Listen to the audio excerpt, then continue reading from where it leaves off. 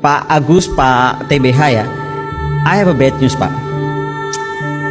Jadi saya itu diminta ketemu Pak Rosan di tengah-tengah pergolakan ini mau menuju ke sini. Pak Rosan minta saya gabung di 02. Saya sampaikan Pak Rosan, kenapa saya mesti gabung 02? Saya ini akademisi, saya ada di mana-mana. Toh saya bantu Pak Prabowo minta apa nih untuk bikin roadmap pertahanan kalau jadi presiden. Saya di tim itu Pak. Oke. Lalu dia bilang nggak bisa, harusnya Mbak Kolin lebih clear, pakai baju biru muda masuk.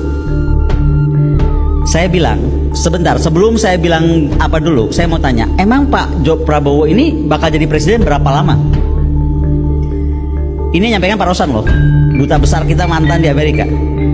Jadi rencananya 2 tahun, 3 tahun berikutnya diikuti oleh Gibran. Saya langsung bangun, sebentar Pak Rosan, jadi akan 2 tahun lalu langsung diganti oleh Gibran. Pertanyaan gua bodoh aja nih, lu yakin Prabowo dibiarkan hidup oleh Jokowi 2 tahun? Kalau saya jadi Gibran atau jadi Pak Jokowi, saya matiin besok. Loh, betul gak sih? Kalau dia bisa mengkhianati Ibu Megawati Soekarno Putri dengan segala perjuangan yang menjadikan dia ada di istana sampai 2 kali, ada jadi gubernur Jakarta, ada jadi wali kota, apa bedanya dia bisa bunuh Pak Prabowo di tengah jalan? Makanya statement saya kan jadi kuat bahwa Pak Prabowo itu digunakan, bahwa Gibran itu memberatkan.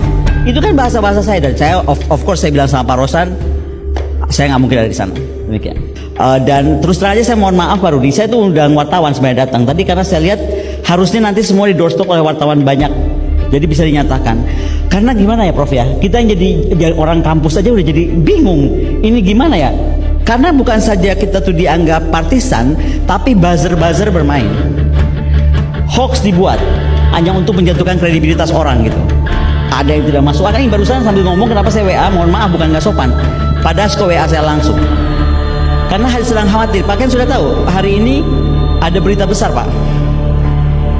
Buktinya saya belum tahu betul atau tidak, tapi ini berita dari Uni Eropa bahwa pembelian Emirates walaupun batal, tetapi pembayaran 7% komisi sudah diterima cash. Itu sudah rame di Uni Eropa Pak. Yang banget ngangkat berita udah bukan berita ini, international news. Siap.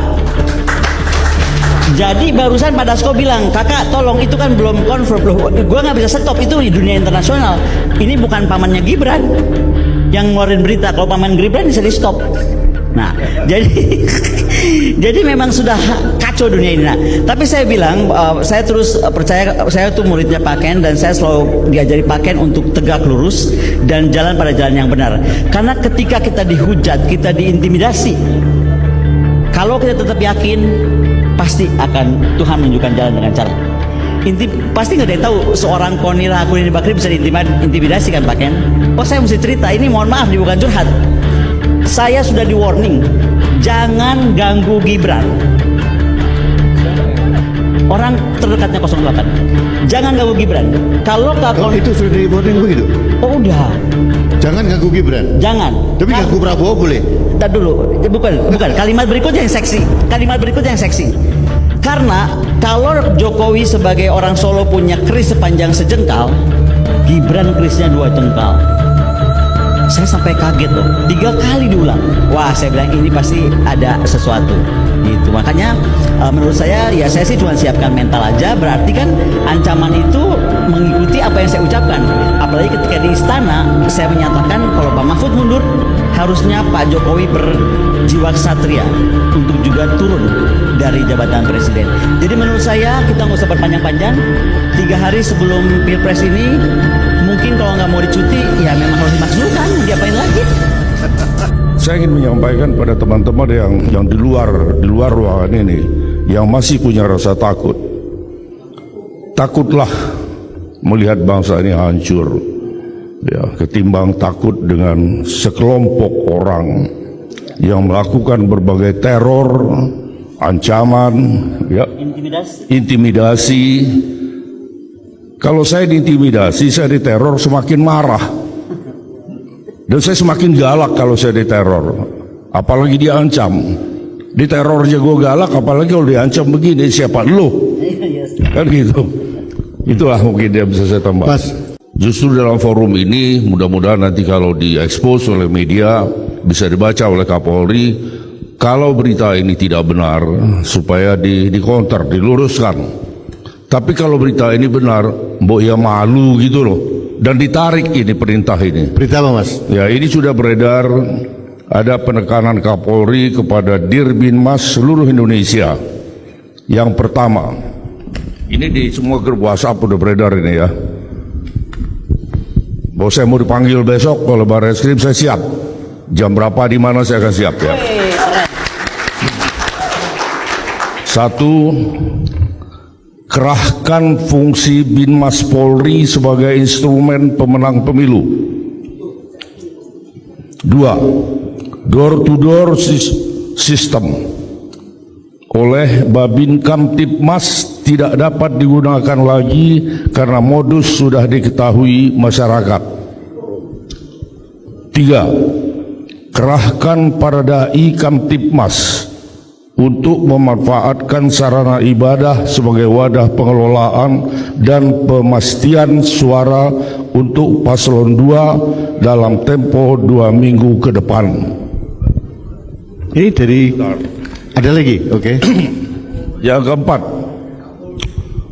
mengontrol para dai Kamtibmas dengan menyediakan masing-masing satu perangkat HP baru dengan nomor SIM card luar negeri dan modem mobile internet.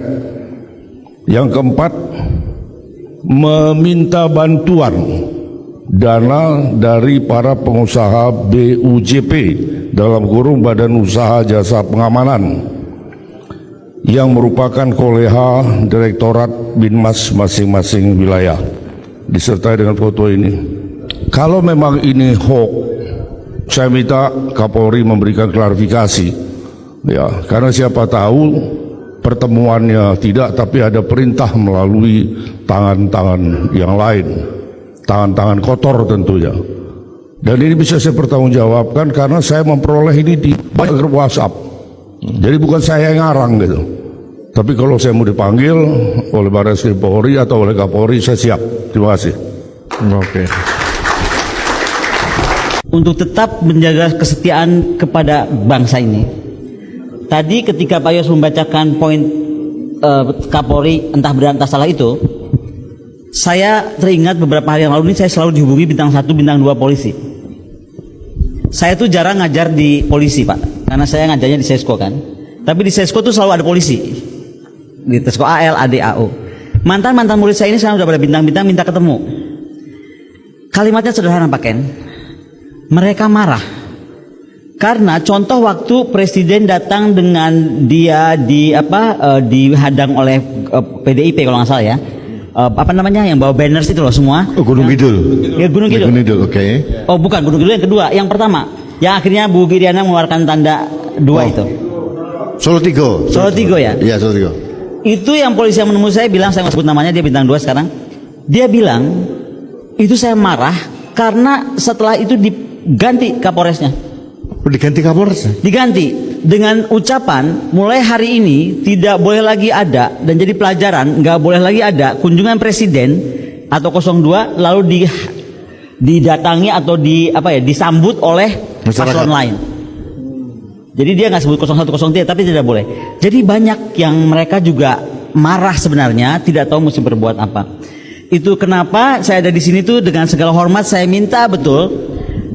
Karena di sini ada mantan kepala staf, ada mantan pemimpin di TNI, tolong deh adik-adik itu diraih, karena mereka tuh sedang bingung sebenarnya antara perintah atasan Kang TBH, ya kan, perintah kan komando ya kalau tentara sama polisi, tapi antara juga langsung dipindahkan. Nah dari adik-adik HMI, jaringan saya itu HMI banyaknya di seluruh Indonesia. Kalau di Sumatera Pak TBH itu yang digunakan Dandim, Angkatan Darat justru. Itu kenapa 2 hari yang lalu saya langsung menghadap Panglima TNI. Saya WA beliau, saya minta waktu. Saya bilang, Panglima saya cuma mau titip aja satu lah, jaga negara ini. Karena saya sebelumnya bertemu Sultan, dan saya kan orangnya suka kepo Pak Ken. Saya bilang, Sultan, ngapain presiden mau ketemu Sultan diterima? Ternyata Sultan bilang saya harus terima karena presiden komplain tentang satu hal, kenapa UGM bersuara. Yang kedua, Sultan jawab dong, ya itu mahasiswa akademisi dan itu hak mereka untuk berbicara tentang kebenaran.